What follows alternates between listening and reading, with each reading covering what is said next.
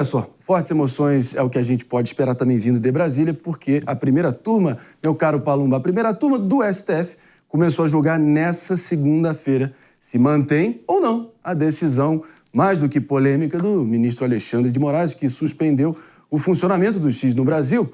Os ministros têm até 23 horas e 59 minutos para dar aquele parecer e, até agora que fique claro, o ministro Flávio Dino já votou e seguiu a decisão de Moraes, cerrando fileira com o seu par no Supremo Tribunal Federal. Expectativa de vocês, senhores. Pepe, vamos começar por você. Você acha que o pessoal vai ali cumprir e seguir adiante, encerrar a fileira com o próprio ministro Alexandre de Moraes? Não, a tendência é o STF, a primeira turma, ir a favor do Alexandre de Moraes. Já teve o voto hoje cedo do Dino, né, que corroborou a decisão do Alexandre de Moraes, e está 2-0, né, e tem mais 3 pessoas para votar. Camilúcia, o Zanin e o terceiro que eu esqueci agora. Fux. A tendência é o STF fechar, né, realmente o entendimento de acordo com o Alexandre de Moraes. E deve fechar mesmo, o Marinho.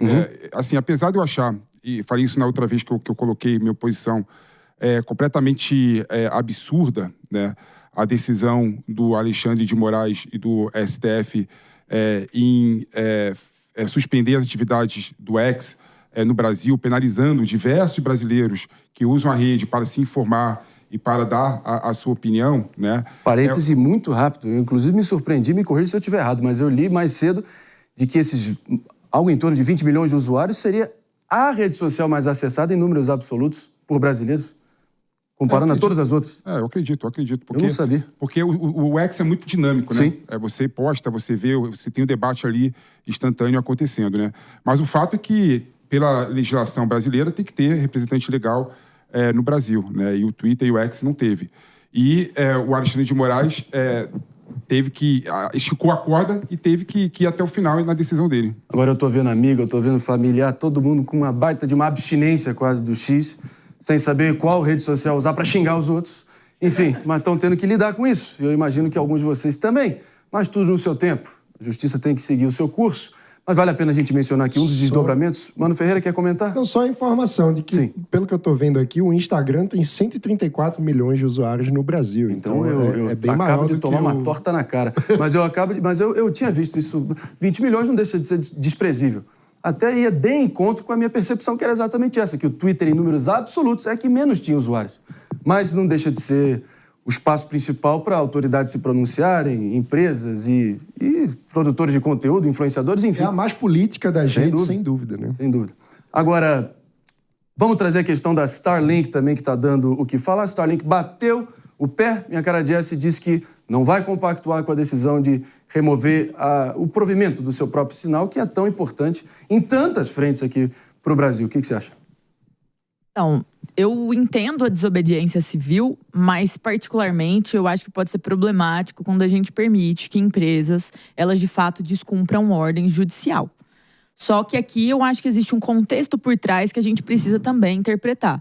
A Starlink está protestando contra medidas que trouxeram insegurança jurídica para o Brasil, como é o caso da multa, assim, sem cabimento nenhum, sem sentido nenhum, que infelizmente ela recebeu, que era ali atrelada ao X. Então, eu acho que nesse sentido, existe um clima nas empresas que estão ali atreladas ao Elon Musk de profundo desprezo e desgosto pelo Brasil. O que também é um problema quando a gente fala da forma de tratativa dessas empresas com o nosso país. É um clima geral de insegurança jurídica, é um clima de fragilização, e a Starlink, que é muito importante, cede internet, é o provedor de internet do Exército Brasileiro. Maior provedora de internet via satélite do país, mais de 42%. 42% do mercado. E atuando, claro, nas áreas mais isoladas. Em áreas necessárias, em áreas onde muitas vezes nós não temos esse contato. Então, por exemplo, tirar o funcionamento da Starlink no Brasil prejudicaria o Exército Brasileiro. Então, esses são fatos que é necessário ter em conta quando a gente olha para essa situação e quando eles forem julgar, de fato, quais vão ser as medidas cabíveis. Mas, de fato, é uma situação muito complicada que foi agravada nesse cenário de insegurança jurídica que nós estamos vivendo e que o Brasil precisa endereçar. E gera algumas contradições. Uma breve interrupção, mano, só para você que está no corre do dia a dia, no trabalho, no carro, enfim, acompanhando aqui sua dose matinal de informação e entretenimento. O Morning Show volta para você. Daqui a pouquinho, fica aqui com a gente. Mano Ferreira, por favor. Não, tem algumas contradições nessa história. Primeiro, o motivo do bloqueio é a falta de um representante legal designado pelo X no Brasil. E aí muitos usuários do X, inclusive eu, em função do banimento do X, criaram contas, por exemplo, na Blue Sky, que não tem representante legal no Brasil. Não, mas tem uma situação diferente, mano. Tem uma situação diferente que é o peculiar, porque, teoricamente, o X, ele tem multa contra ele. Entendeu? Tem multas, tem ações judiciais contrárias que tem que ser cumprida, né? Até agora, o Blue Sky não teria nenhum tipo de provisão judicial. Um outro aspecto é que o X ainda tem um CNPJ aberto e ativo no Brasil, apesar de estar sem um representante, uma pessoa física vinculada ao CNPJ. Mas o ponto é, o CNPJ existe. No caso do Blue Sky, por exemplo, sequer existe um CNPJ vinculado à plataforma no país. O ponto é, haveria outros caminhos jurídicos para tentar ampliar a pressão sobre a empresa para que cumpra as necessidades legais, e ninguém aqui está defendendo que empresas ignorem a lei brasileira, não é disso que se trata. O ponto é que, ao mesmo tempo, é preciso preservar o direito dos brasileiros. E aí a gente está falando de 22 milhões de brasileiros que, na prática, estão tendo o seu direito à liberdade de expressão diminuído, restringido, em função dessa decisão.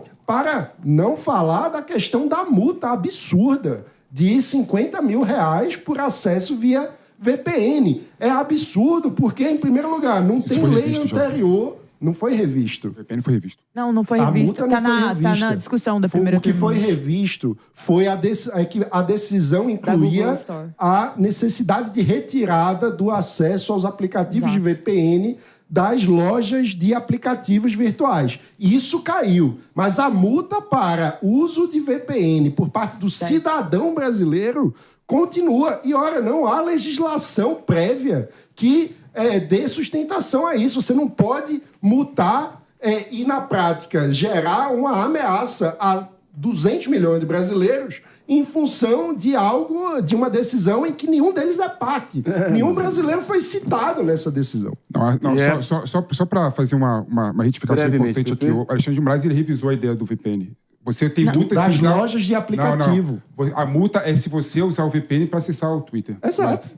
É o que eu estou falando. Agora eu posso usar o VPN para qualquer coisa. Não, sim, mas o que eu estou dizendo é, eu não fui citado na ação. Como é que eu vou receber uma multa de algo que não tem uma lei prévia, de uma ação que eu não sou parte? Isso é um absurdo. Agora, algo que diz respeito ao direito individual dos brasileiros. Não vão faltar oportunidades já para a gente seguir aqui, sublinhando as diferenças, trazendo aqui a informação no detalhe, que é mais razão e menos emoção que a gente pede. E isso aí que é difícil, até porque muitos de vocês aí nos ouvindo, também nos assistindo, devem estar como alguns amigos e familiares com abstinência de usar o X. E aproveitando esse assunto que está dando o que falar, que, claro, a gente fez uma pergunta no site da Jovem Pan e eu quero que você, meu respeitável público, dê sua opinião acessando www.jovempan.com.br e dizer muito claramente, você aí do outro lado da tela ou do outro lado do rádio, está sentindo falta do X? Sim ou não? Tá com aquela saudade? Já bateu? Sim ou não? Então, claro, para acompanhar todas as atualizações de todas as notícias, as melhores opiniões, baita de um serviço sendo oferecido, especialmente na aba de conteúdo exclusivo, no www.jovempan.com.br. Conteúdo exclusivo para assinantes está espetacular, vale a pena vocês também fazerem parte. Mas, cara, eu não sei se vocês viram que eu estava aqui enquanto o Mano estava falando, vocês para tentar colocar um pouco de fogo no circo aqui, vocês viram que o Elon Musk acabou de twittar? Não. Não, eu também não vi, porque o X está bloqueado. O X está bloqueado aqui, né? Está bloqueado. Mas, ó, meus amigos, vamos lá, então. Eu caí. Eu não resisti. Eu caí também. Pepe não. Eu também entro no Twitter como se fosse... Eu abro... E aí não tem atualização nenhuma, eu fecho o aplicativo e entro no meus amigos, vamos rir. Rir diante da desgraça. É o que nos resta, né, Palumbo? Mas olha só, minha diretora ali, podemos seguir adiante? Temos aqui, então? Então, Pepe aí ainda está na marcha lenta, né? Não virou a chave ainda pro programa de hoje. Será? Pepe, você usava muito o X? Eu não virei a chave do programa porque eu tô virado. Mas... Justo. Estamos de volta para você que está nos escutando, sintonizado aqui na Rede Jovem Pan de Rádio Morning Show a todo vapor. Aproveitando aqui o embalo também, meus queridos, pelo seguinte. No meio desse banzé todo sendo armado aí, justiça brasileira, o X, Starlink, todo o consórcio corporativo ali de Elon Musk. Vamos ao nosso bom dia para quem?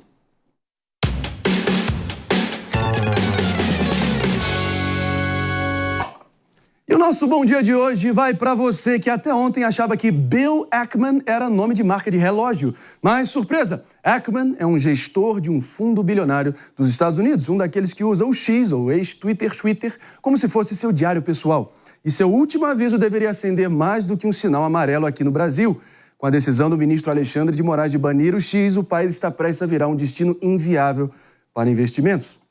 No mundo jurídico, olha só, existem medidas mais suaves e medidas mais duras, claro. E o que Moraes fez foi optar pela marreta enquanto poderia ter usado uma pinça. Derrubar uma rede usada por 20 milhões de brasileiros foi como matar uma mosca com um lança-chamas. Agora, temos aqui uma verdadeira novela. Para alguns, Musk, o cavaleiro da liberdade de expressão contra Moraes, o xerife do STF. Já para outros, o herói nacional defendendo o Brasil dos vilões imperialistas americanos. Cada um com sua própria torcida organizada. Mas a verdade, como sempre, fica ali no meio, disfarçada de realidade. O impacto já é real. Veículos de comunicação, influenciadores e criadores de conteúdo, todos cumprindo as regras à risca, foram arrastados para o olho do furacão, enquanto o dólar vai afiando as suas garras. Agora, eu acho que está na hora de talvez um pouco de juízo antes que o mercado comece a nos tratar como o primo maluco da América Latina. E não dá para a gente menosprezar isso sem dúvida alguma. Claro que é só a minha opinião e quero ouvir aqui dos meus pares. Indo na linha do que você trouxe, né, Jess? E aí, Palumbo, insegurança jurídica generalizada. É muita ingenuidade imaginar que o setor de tecnologia e que todos os investidores a nível global não estejam olhando para essa situação com preocupação, para dizer o mínimo. Não, exatamente, né? O Brasil não tem condição de suprir isso, né? Então, quem vai ser prejudicado vai ser o próprio brasileiro. Isso está muito claro, né? A decisão judicial a gente tem que respeitar e cumprir, mas não dá para concordar com uma decisão judicial que vai prejudicar milhares e milhares e milhares de brasileiros. Sem dúvida alguma, Pepe.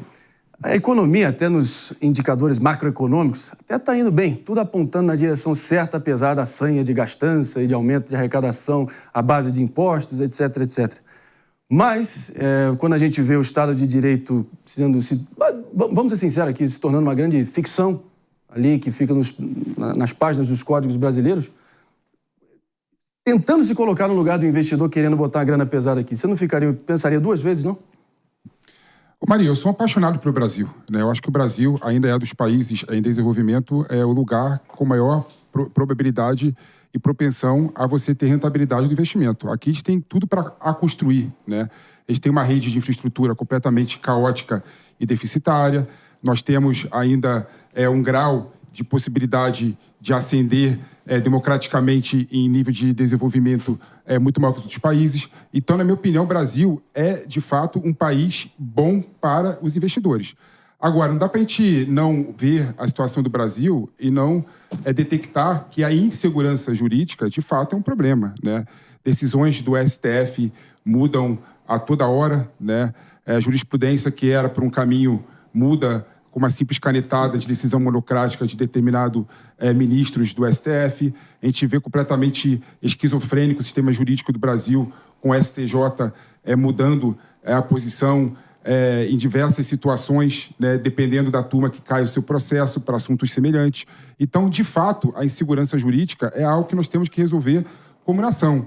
E nós vamos resolver como nação a questão de segurança jurídica se a gente, de fato, discutir o sistema judicial de uma forma muito mais profunda, né, e muito mais técnica, né? Não dá para a gente achar que o STF, por exemplo, é uma corte recursal. Está errado. Na essência está errado, né? O STF tem que ficar, de fato, somente com as questões relacionadas a direito constitucional, relacionado à Constituição Federal, no que diz respeito ao funcionamento do Estado brasileiro. E não há vários assuntos que estão na Constituição Federal que não tem nada a ver com a Constituição em si, né? Então, nós temos que fazer uma reforma do aparelho e da instituição Justiça de uma forma muito mais profunda e muito mais direcionada, né? Não adianta a gente querer discutir individualmente posicionamentos de ministro do STF. Isso está errado. E concordo com o PP nessa, viu? Porque, de fato, esse é um debate institucional essencial para que o Brasil tenha a chance de dar certo.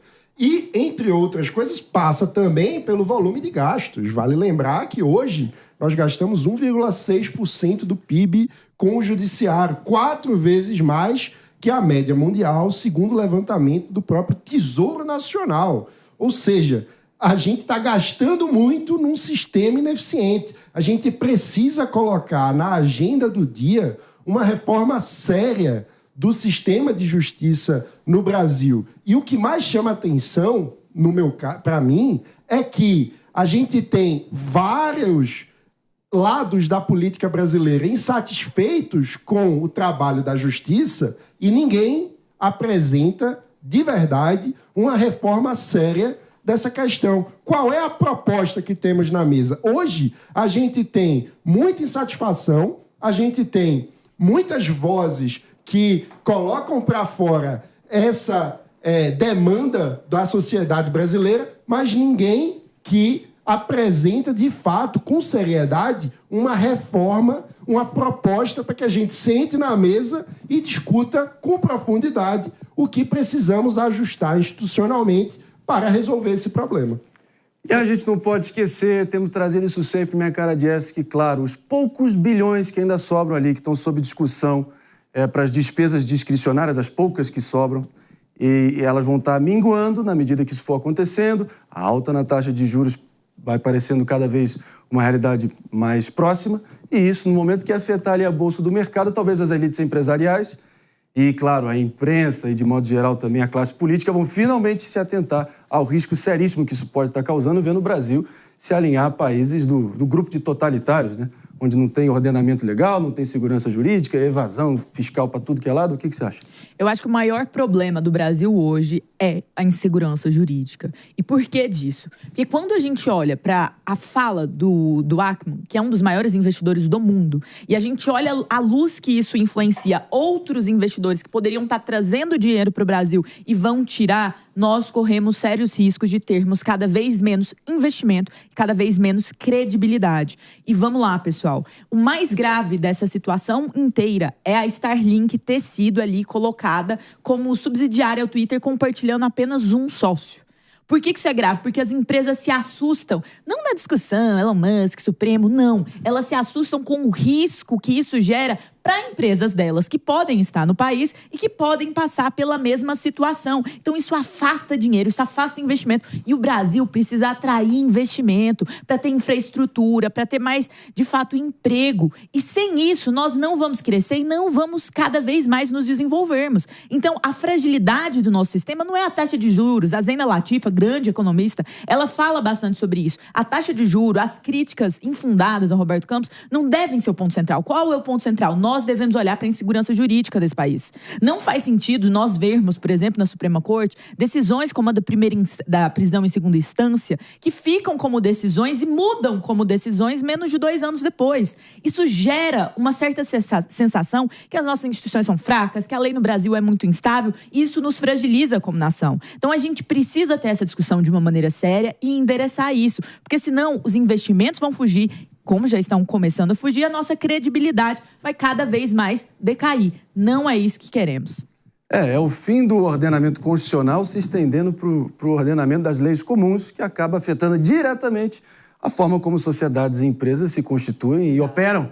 Imagina, espera aí, se as agências de risco, né, que a gente ouve tanto, né, Moody's, Fitch, esses nomes aí, fossem minimamente sérios, alguns graus da nota de crédito brasileira já teria despencado nessa altura. A ver, claro que a gente vai estar acompanhando aqui com muita apreensão essa insegurança jurídica generalizada que não pode ser subestimada e claro que a gente vai estar pagando preço em algum grau, como já está, né? Enfim, um abraço apertado a todo mundo aí que pode estar se coçando de abstinência ao X. A gente torce para que algum acordo possa ser atingido o quanto antes. Mas olha